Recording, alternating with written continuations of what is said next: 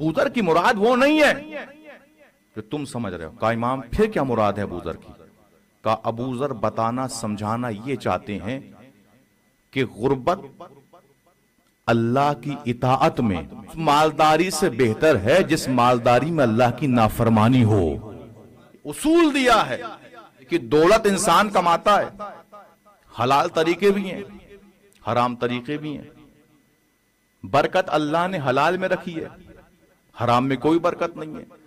اور امام نے فرمایا بھی ہے کہ بظاہر تمہیں لگے گا کہ حرام بڑھ رہا ہے مگر برکت نہیں ہے.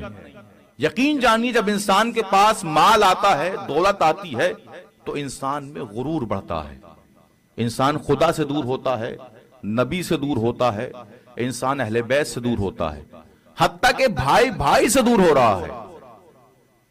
جب انسان کے پاس پیسہ آتا ہے تو بو آتی ہے. اللہ نے اگر ہمیں مال دیا ہے تو پھر ہمارے مال کا امتحان بھی ہے.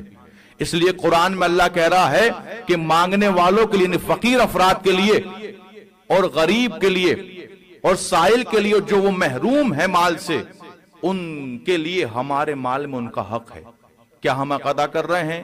ہم ادا نہیں کر رہے ہیں. یہ صدقات، خیرات، زکوٰۃ، خمس کیوں رکھی اللہ نے؟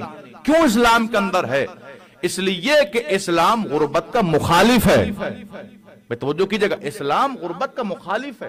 ایسا نہیں ہے کبھی کوئی سوچے کہ اسلام غربت کو پسند کرتا ہے. نہیں، اسلام یہ چاہتا ہے خوب کماؤ، جتنا کمانا ہے کماؤ، مگر شرط ہے کہ حلال کماؤ.